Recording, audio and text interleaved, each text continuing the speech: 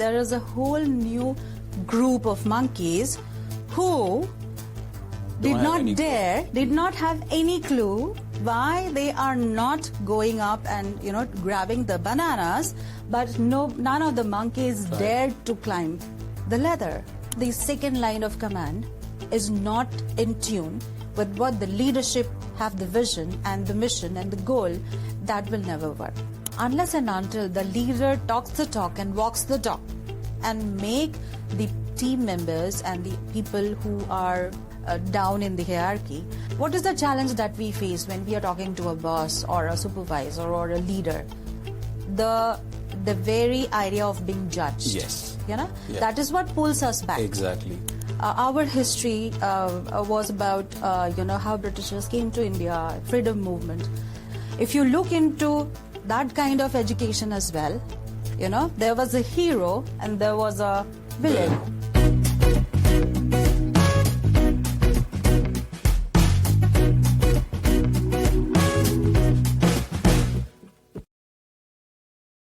Why is diversity, equity and inclusion, or the way we call it DEI, more than just a moral imperative? Because it's a backbone of innovation, resilience and long-term success in today's world. DEI isn't just about doing what's right. It's about unlocking the full potential of every individual within an organization. Driving better decision-making, fostering creativity and building teams that reflect the diversity of the markets they serve. Welcome to the Collaborative Canvas, the podcast where we dive into the stories, insights and expertise from some of the most impactful professionals across the industry. I'm your host Ankesh Saxena, and today we are embarking on an incredibly important conversations about diversity, equity and inclusion in the workplace. Joining me is the esteemed Leeza Dutta Singh, a seasoned corporate lawyer with over 18 years of experience. Leeza has worked with global corporations like E11, InnoData Isogen, and Claire Volex, navigating complex legal frameworks and compliance landscape across regions like US, EU, and Australia. Her specialization in POSH, the prevention of sexual harassment training and compliances, employment laws, and DEI regulation makes her sought-after advisor for corporates and educational institutes alike. She trained over 1,500 professionals, including lawyers, doctors, police officials, on critical legal topics. Today, we are going to explore the intricate layer of DEI from its legal framework to its tangible impact on organization. Get ready for a powerful conversation that will enlighten, empower, and challenge how you think about workplace inclusivity. But before we jump in, there is a quick reminder. If you enjoy thought-provoking conversation with industry leaders and innovators, make sure to subscribe to the Collaborative Canvas. By subscribing, you will never miss an episode and will always have the latest insights delivered right to you. And if this episode resonates with you after listening it, don't forget to leave a review or share it with someone who would benefit from these insights. Welcome, Leeza. Thank you, Ankesh. Thank you very much for inviting me to this very important discussion and conversation on diversity, equity and inclusion. DEI is not just a professional passion for me. For me, DEI is a fundamental part of creating a long-lasting and meaningful, relationship and building an organization where there is fairness, where there is respect, and where people have a sense of belongingness. So this is a topic which is very, very fundamental and a part of a long-lasting, in fact, change in the workplace as well as community and beyond. This is also an opportunity. When you understand diversity, you also understand the society, the community, the workplace, and also how we behave, in our day-to-day relationship when we are working in an organization. So this is, again, a very, very important topic, close to my heart as well.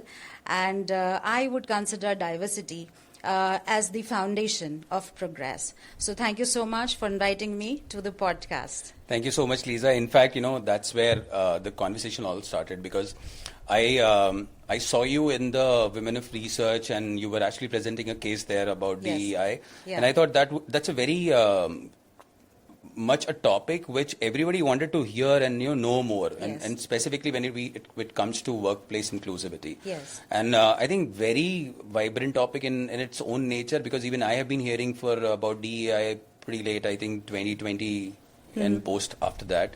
And I had my own questions, and even I am not completely aware of what exactly covers into this. So I'll probably start with saying, let's understand a DE from your perspective. You mentioned it about how this thing work and why it is more role driven and important. I wanted to understand, when we spoke about this last week, you said it's a moral imperative. Yeah. So considering that, it translates into certain tangible benefits for the organization, what is that moral imperative we talk about here? Okay. So when we talk about moral imperative, I would say that diversity, equity and inclusion is indeed very, very crucial and important because it fosters a culture of collaboration. When organization brings in individuals from various backgrounds, irrespective of the race, gender, caste, creed, sex, place of birth, ethnicity, it brings a culture of collaboration, and it brings a culture where it fosters innovation, and it also helps in building an organization where the company thrives, because there are people coming with very different perspective, people coming with different skill sets, people coming from, various paths. They bring in their expertise, and that also helps in encouraging problem-solving attitude in the organization with innovation. And that it also questions the status quo, right? Yeah. And it avoids group thinking. So when there are people coming in from various spheres of life together, they bring in a variety, because it says variety is the spice of life, Yeah. right? So that brings in different flavors. And when there are different flavors, in fact, that also helps. In fact, COVID-19 have been, a very, very good eye-opener, I would say, for all of us, especially in workplace, where companies which had diverse workforce, they were better equipped to handle the crisis that brought in. In fact, you would also, if you look into the various studies that have been done on diversity and inclusion, like you asked how tangible it is, right? Yep. I would say that it is very much measurable, and there have been various reports. If you look into McKinsey and Company's report on diversity and inclusion, they had run a diversity wins series, and they had come up with reports in 2015, 2018, and 2020. So 2015 report which says why diversity matters. 2018 report says delivering through diversity, and the 2020 report which is diversity wins, how inclusion works. So these are the various reports which studies done by McKinsey and Company, and what they have come out with the analysis is there is a direct correlation between diversity and productivity. The McKinsey's annual report of 2023 reveals that organizations which have more than 30% of the women as in their workforce are better equipped and are performing better than their peers and competitors who have women workforce between 10 to 30% or less than that. So, just imagine how important it is to have a diverse workforce and have an inclusive mentality in the organization, and also, take care of, and again, when I say diversity and inclusivity, there is a very important component, which is equity. Now, there is a difference between equity. Equity means treating everybody equal. No. There is a difference between equity and equality. Equality is treating everybody equal.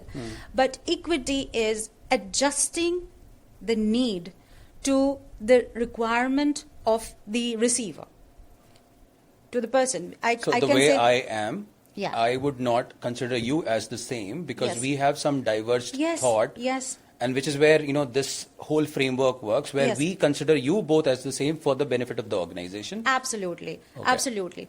So let's say, for example, if there are three kids of various heights who are watching a football game. Now, equality means, let's say one is tall enough, and there's a wall in between. One is tall enough to just see through the wall and watch the football match. The second one has a little lesser height, and then you provide box so that there's a platform where he can stand and watch. And the third one is even shorter, so you provide two platforms. That is equity. However, equality is you provide three platforms. And the same everyone. To everyone. So that is the difference between equity and equality. And that is why when we talk about diversity, DEI, we say diversity, equity, and inclusion. So all this research by McKinsey and company, and there are definitely other reports also, which have in fact proved that there is a correlation and it is tangible. You can measure it. You can measure it. There are certain metrics, quantitative metrics, qualitative metrics. You can run employee satisfaction surveys, and design, your organization goals towards it so that it aligns well. And which is what more of the McKinsey reports were all about. Yes. So they did the study to come up with the conclusion that as I said, there's a direct correlation between diversity and productivity. Organizations which are more inclusive, who encourages, individuals with different skill sets, coming from various backgrounds, are more, are more useful, and they help in solving critical and complex problems rather than individuals who come from the same background or same, environment. So that the more diverse the workforce, the better growth it is for the organization. Makes sense. And also to help adapt to the fast-changing market in today's day. Okay. Leeza, let's go back to the frameworks again, which McKinsey published over a period of time. So I'm sure, when they were doing all these CSATs or employee satisfaction surveys, they probably have been, considering the laws as well, because Yes. every country has their own laws Yes. with respect to the... So what are the most relatable laws and how they differ from country to country? Because you probably have worked across different regions. So Yeah. I think... Sure. So when it comes to diversity and inclusion, global organizations have to navigate through a wide range of laws and regulations which apply specific, and there are specific laws also with respect to specific regions. However, if we want to broadly classify the laws which which we see across globe, so you can bucket it as anti-discrimination policies. You can put it into laws towards person with disabilities. There are laws for equal payment for equal work. All right. So these are some of the laws which are across globe.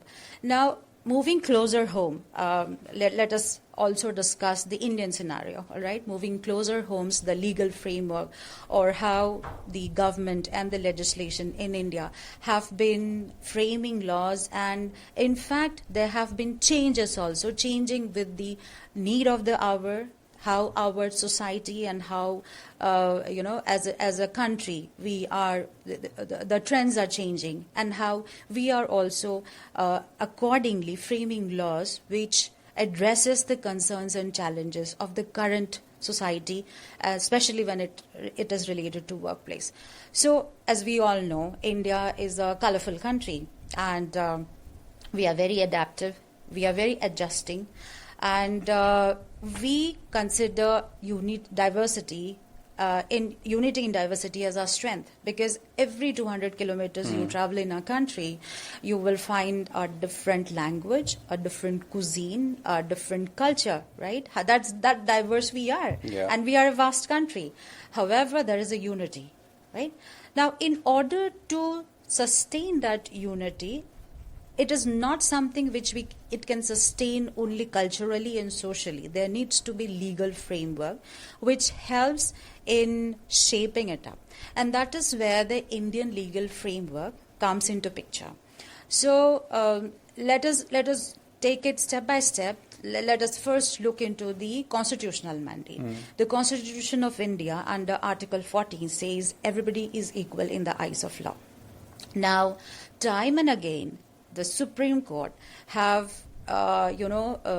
established and enforced that yes, everybody is equal in the eyes of law.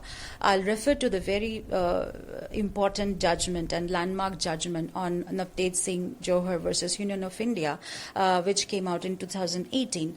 And in that case, the Supreme Court said that as for Article 14, everybody is equal in the eyes of law. And Supreme Court says that yes, everybody is equal in the eyes of law. And even if there is a marginalized section and the law is unfair to them, even the law is subject to scrutiny. So this is the same case where the Supreme Court decriminalized 377, where consensual adults, entering into any sexual activities within the same sex was criminalized before, because that was a historic, pre-British era law which have been, going on. And in this case, this case came up as a landmark judgment where the court said that if even there is a small section towards whom the law is unfair, it does not treat them as equal, then that law needs to be struck down. And that is the reason why 377 was, struck down. Now, again, Article 15 of the Indian Constitution, it says you cannot discriminate on the basis of sex, race, gender, religion, or place of birth. That is not allowed. It's a fundamental right of every Indian citizen, of every individual. Similarly, Article 16 gives equal opportunities for employment. All right, and in fact, in the case that I have discussed, Navtej Singh Johar versus Union of India, the Supreme Court delved, elaborately into Article 14, Article 15, Article 19. And Article 21 as well.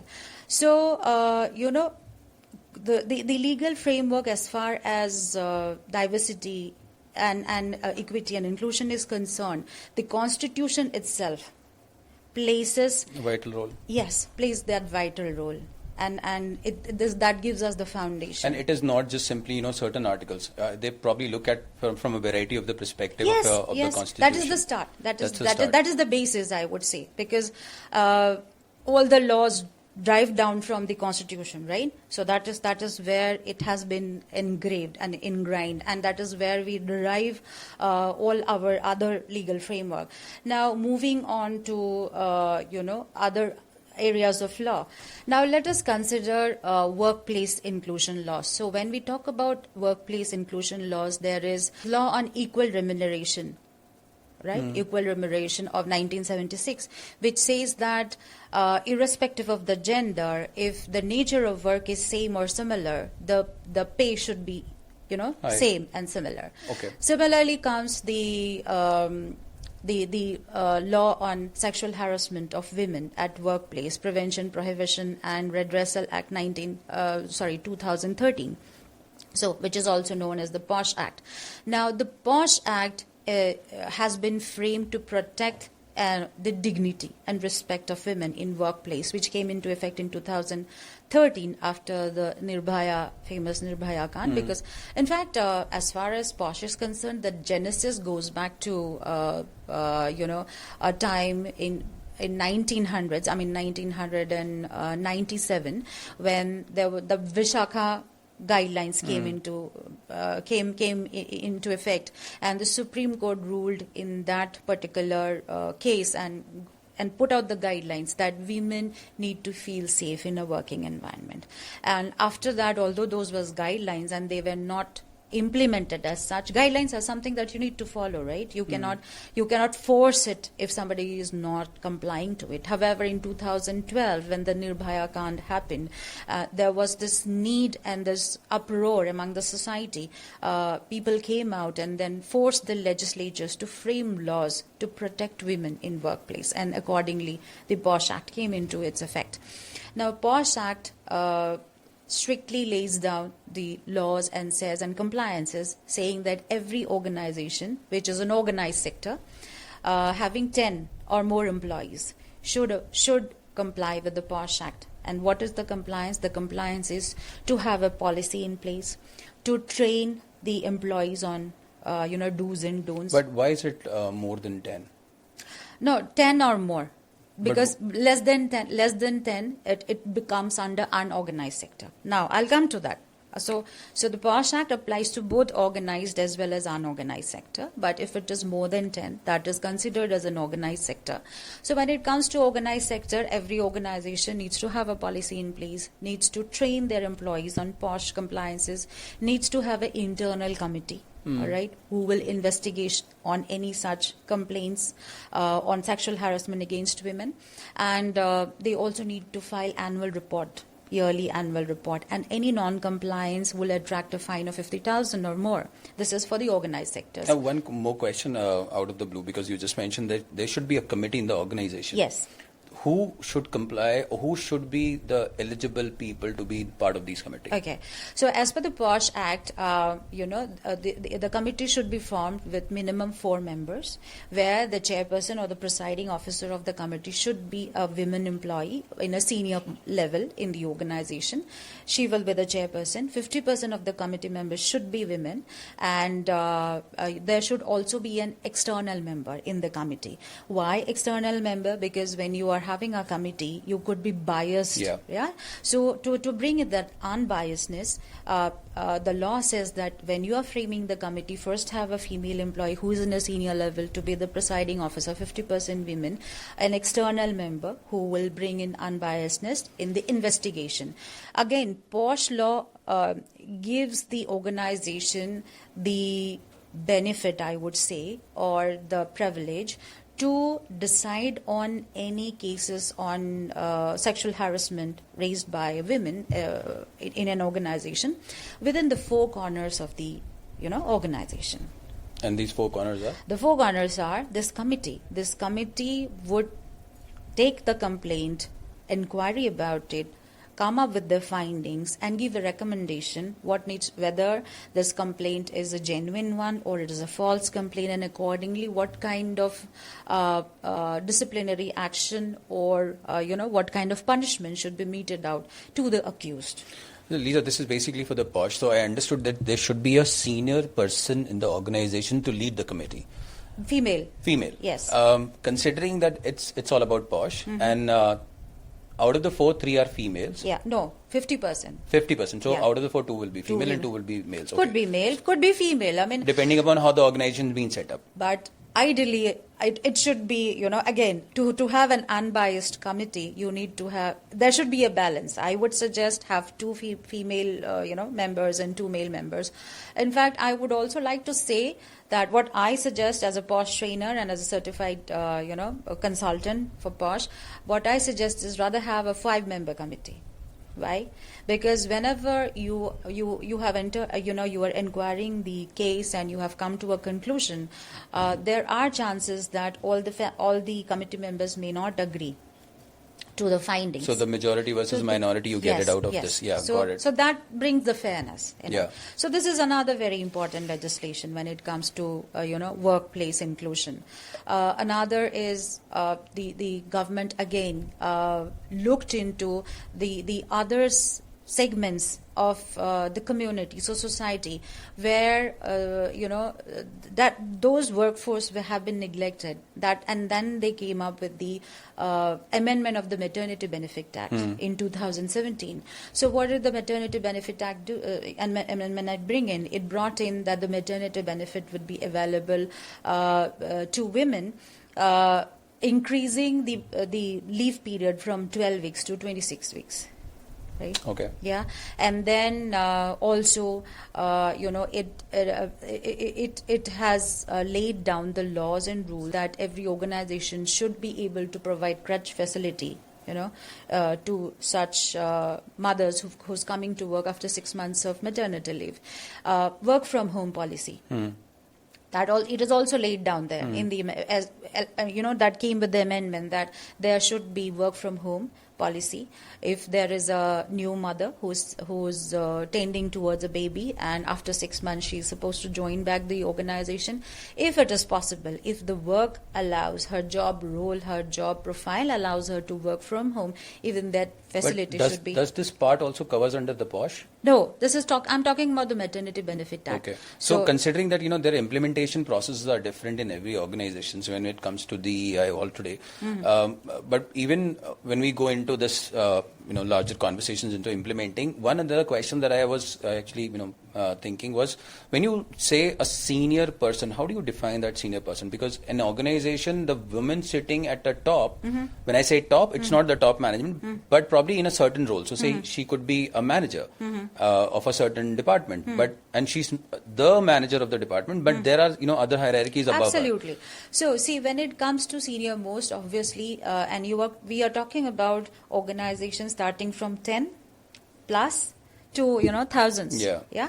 So again, if we delve deep, I think we can park that for another conversation on I think that needs a deeper conversation, because there are so many questions which pops in my mind, and there are a couple of cases that came to my vision as well. But considering, let's go back to the other question, implementing the DI to make an organization successful.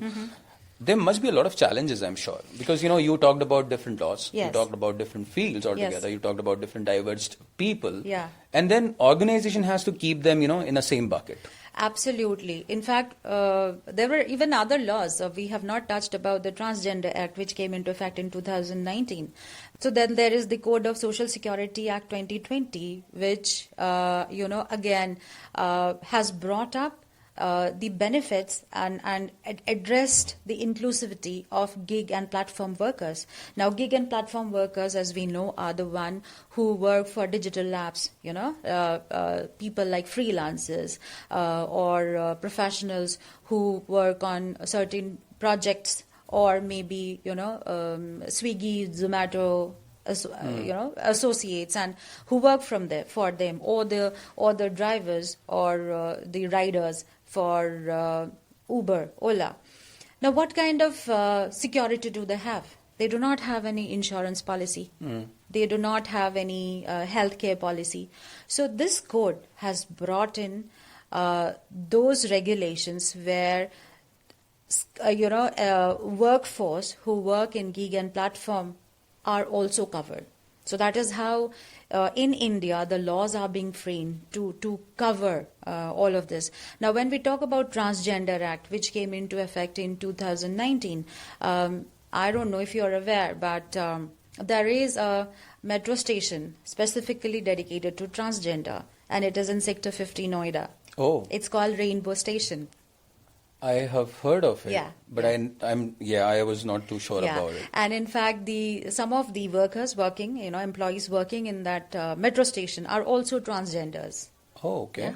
And the Transgender Act also says that any commercial establishment, when they are hiring transgenders, and if there have been any complaints of discrimination, should have a complaints officer to address their concerns and also investigate the matter within 15 days. So taking as an example, they also have a compliance officer and a complaint officer, rather? Complaint officer. That is what the law says. No, not the metro station. I'm saying... But that organization should have. Any organization. So even not at the metro station, the entire organization will have, because they have the stations there. Okay. Yes. And if we talk about the Indian states, Tamil Nadu is one of that progressive state which actually have a draft, policy on LGBTQ plus community.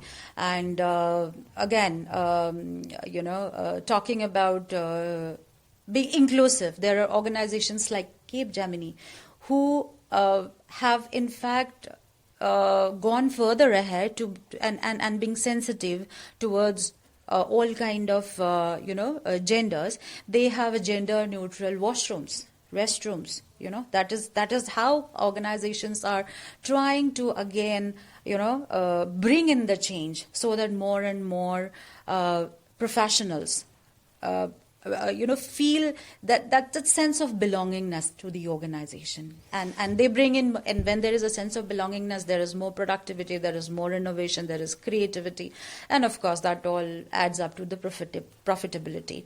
So this is with respect to the Indian context, there are many other laws as well in DEI. I mean, considering that DEI is in itself a very vast topic, and it would not be good enough to close this episode with just a little bit of pieces here and there. Absolutely. I think we really need to go deep dive into the posh thing which you mentioned, and the second thing that you mentioned was I had my question about what kind of a leadership we should actually talk about it. So considering that role of the leadership is missing, and then the second another part when they the committee is formed, you said they look into it, then inquiries being set up, and then at the end of the day the recommendations are also come. So we also look into the perspective of how this measure happens, and I think in order to have more details, we probably have to get into the episode number 2 of this. Absolutely. So Absolutely. I think let's take this discussion a little further, considering that we are just running out of the time. So we'll do the second episode soon about it. Welcome back to the Collaborative Canvas, the podcast where we dive into impactful stories and insights with industry trailblazers shaping the future of the work and innovation. I'm your host, Ankesh Saxena, and today we are continuing on an important conversation that resonated deeply with organizations worldwide. And that is diversity, equity, and inclusion. In the part 1 of our discussion, we explored the foundational aspect of DEI and from its moral and business imperative to navigating DEI-related laws and implementing policies with authenticity. Joining us again is esteemed Leeza Dutta Singh, a seasoned corporate lawyer with 18 years of expertise specializing in posh training, employment laws, and DEI compliances. Leeza's incredible work has touched the lives of more than 1,500 professionals. Today, we are doing a part 2 of this conversation where we will be deep diving into the strategic sides of the DEI, focusing on the pivotal role of leadership in fostering inclusion and the importance of measuring the impact of the DEI initiatives. So, before we jump in, just a quick reminder. If you're passionate about thought-provoking conversations with the leaders who inspire changes, make sure to subscribe to the Collaborative Canvas podcast on Spotify and YouTube and hit that notification bell so you never miss an update. Now, without further ado, let's deep dive. Welcome again, Leeza, and thank you for joining us again on the part 2 of this episode. Thank you so much, Ankesh. Thank you again for this opportunity. And Leeza, there have been elements where leaders have to take a role. Absolutely. You have to, it always drive from top to bottom. Yes. If I do something right, I would follow the same thing and I would let my organization follow. Considering that this is where, you create a culture. So how this, continuous learning and innovation within the organization with the leader can be created? Okay. So when it comes to effective implementation, and very rightly asked, how can the leaders drive it? Leaders are the one who actually set the right tone. They are the one who lead by example, right? And when the leaders are very clear with their vision and, what is the goal and how to achieve it, and they have a roadmap, that is when they can, pull along the team and the people. Now, when we come to organizational level, organization is made of what? People, right? And when we talk about people in an organization, they come from various backgrounds with, coming from different religion, thought process, value system. And, it is a very, very important aspect for the leaders to understand the dynamics of the people within the organization. And then, first, there should be some data where the leaders identify how diverse is the group, right? And after that, I think it is very, very important and imperative for them to build a structure where the structure is inclusive and includes people from various backgrounds. Now, when it comes to the leadership, they also have a lot of challenges to face. The first is resistance to change.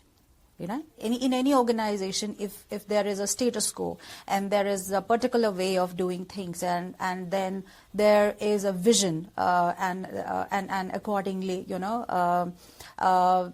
it is shared with the employees or the people in the organization. Now, to overcome that, first of all, the leaders, the top leaders, should have the buy-in of the next level leaders who are directly interacting with the group, with the people who are The working. second line command. The second line command, yeah.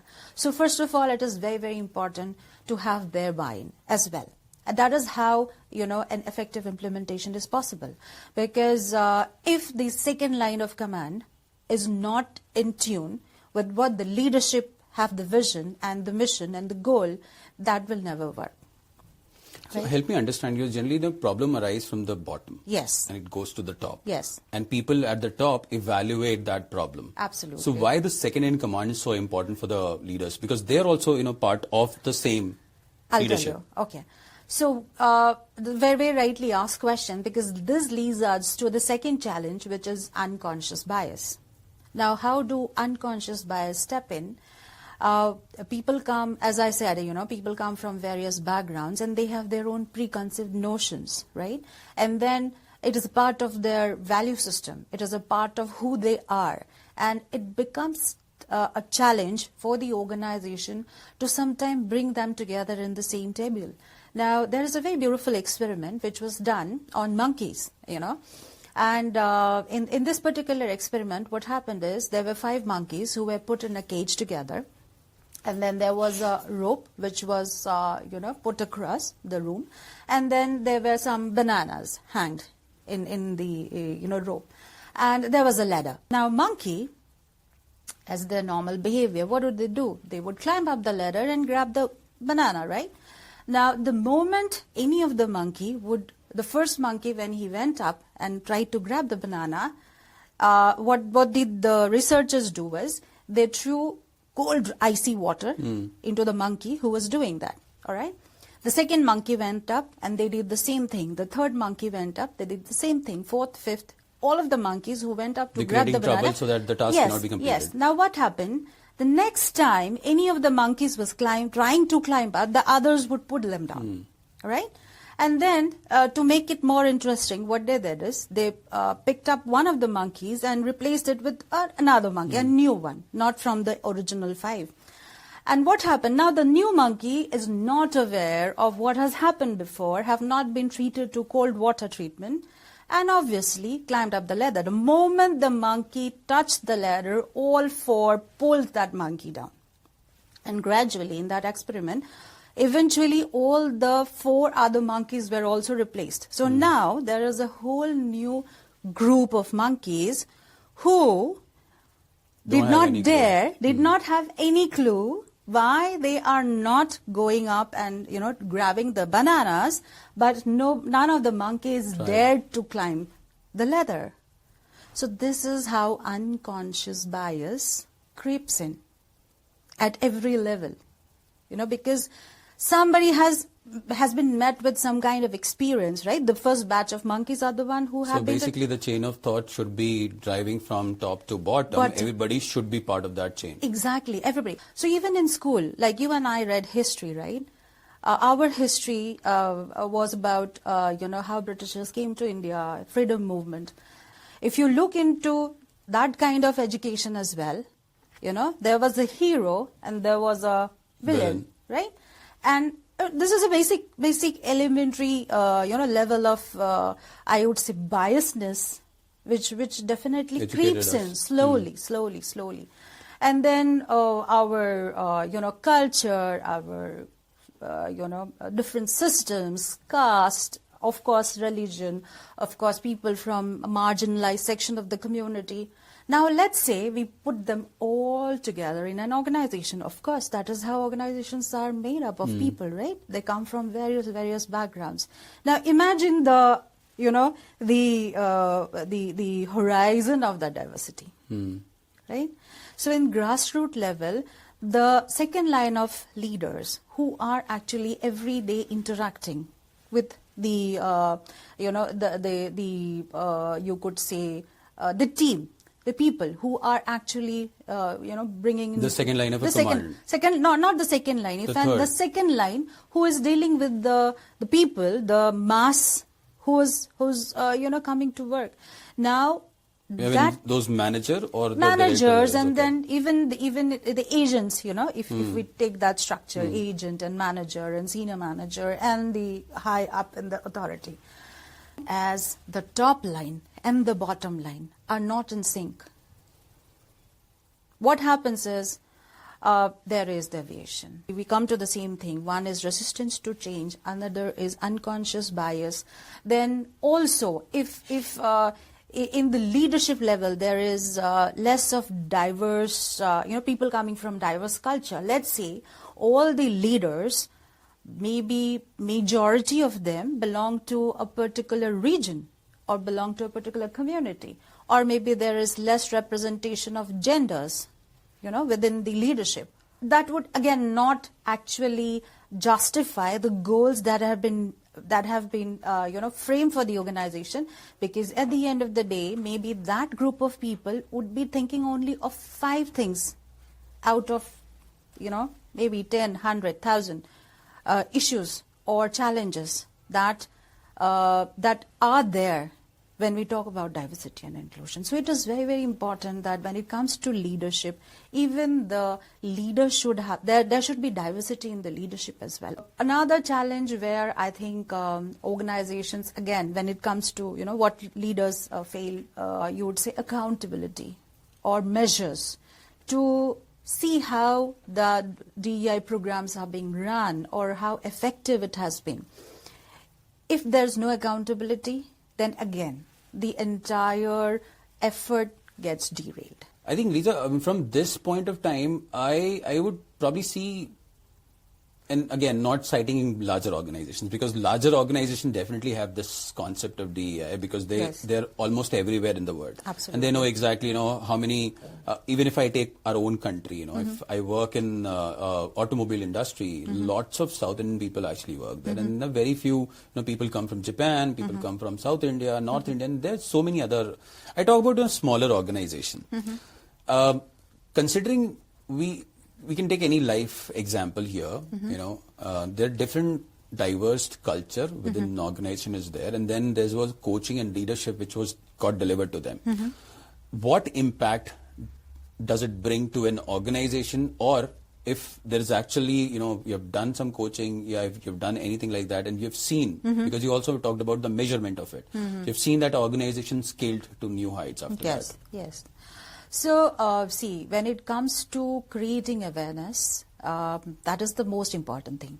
Because whenever there is an objective, there is a mission where we want, see, as far as the diversity and inclusion is concerned, if we talk about bigger organizations or, mid-size organization or even small organizations, what is the objective of any organization? That the people in the organization, they should be working together, be productive, all right, and have a congenial work environment, right? So in order to create that kind of congenial work environment, and if we talk about smaller organizations, especially when there are awareness trainings, where there are DEI, trainings, and when I say trainings, again, what we mostly see in even bigger organizations is these trainings are structured and the topics are covered mostly from a US or a UK perspective, right? However, if we talk about diversity and inclusion, every country, every region, even within a country, a state, a particular district, if we talk about India, so there is so much of diversity. Now, how can one size fit all would apply? It would not. So in order to have effective, trainings and awareness programs, what is important is to understand what is the dynamics of that organization. Who are the people involved, and then create those kind of trainings for them, those kind of awareness, because within the same organization, within the same team, there could be people who could have some understanding of equity, all right, and equality, and there could be someone who may be coming with their own biases, right? Now, to bring them together to a platform where they understand each other, what is effective is even in bigger and smaller organizations, I would say, what is effective is group community activities, group activities, where people come and share their experiences, because that is how we best learn, right? Vis-a-vis a straight cut, straight jacket training, if you have a discussion group where everybody brings in their experiences and then they share this perspective, what happens is when we are a part of such discussions, we are more open to understand the perspective of the other person as well, right? Those are, I would say, are better way of imparting trainings rather than, and then this should be continuous process. And then one question which pops my mind is, and how practical is this specifically? Yeah, I will. Because, you have, there's a director level, there's a manager level, there's an employee level, and then there's a leadership level. Absolutely. Does it it happens every level as a different training program? Or is it like one training program where everybody comes in? Okay. So, a more effective ways, there should be one training where everybody comes in. There should be a leadership training because leaders needs to be more empathic, right? And they need to understand the pulse of their team, right? And then there should be, support group training, where let's say the HR, all right, who are given special training to understand the various needs of the group. Now, when it comes to smaller organization, one challenge could be budget. Yeah. So that is definitely a I challenge. think more than budget, Leeza, I still believe there's another challenge, and that's pretty practical that I've seen in my own working life. If I am closer to, see in this training, I'm sitting next to my boss. I might be restricted to, say something. Yeah. Right? That's something my boss actually wanted to hear. Let's be open, have an open culture, talk about, what's not good for me, what is that I'm doing right and stuff like that. Absolutely. But that never happens. How often do you actually see that and how often do you work on those? That is very much prevalent, where irrespective of, how the leader, comes up and tells you that I want to understand, be open with me. Unless and until the leader talks the talk and walks the talk, and make the team members and the people who are, down in the hierarchy, unless and until the leader actually creates that kind of comfort and atmosphere where what happens is, what is the challenge that we face when we are talking to a boss or a supervisor or a leader? The very idea of being judged. Yes. That is what pulls us back. Exactly. That, if I say this, maybe it will... and then you have surroundings who also tells you or tell you that, if you do this, this will happen. Absolutely.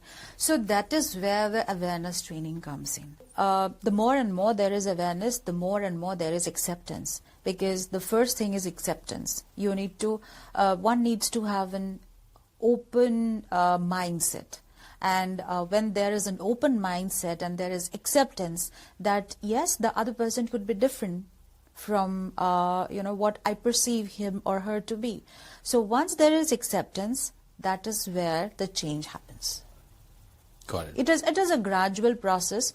And something that I was about to come to, because, if you start sowing the seed right now, you cannot expect the fruit immediately. Absolutely. So it's a gradual process. It's a gradual process. And with this, we bring to the end of the two-part discussion on DEI, where related laws and implementing policies with authenticities. Today, we uncovered the crucial role leadership plays in driving inclusivity and fostering a culture where DEI principles thrive. From actionable strategies for leaders to the importance of the matrix and benchmarks. It's clear that DEI is not just a vision, but a measurable and impactful reality when approached with intentions and authenticity. Leeza, thank you so much again with these valuable thoughts and, covering us for the next, in the next episode, because it is not something that could have easily been covered in the one episode. Absolutely. And, your work continues to inspire the organization. So good luck with that. And I hope, more and more people get associated with you and learn from you as to how DI can be implemented in the organizations. And to my audience again, if this resonated with you, if you would like to share it with your network, join the movement to create workplaces places that champions diversity, equity and inclusion, then don't forget to subscribe to Collaborative Canvas on Spotify and YouTube, and LinkedIn for more inspiring conversation. Your feedback fuels our journey, so leave us a comment, suggestion or review. It means a word to us. Until next time, stay curious, stay collaborative and keep painting that canvas with me. Thank you so much.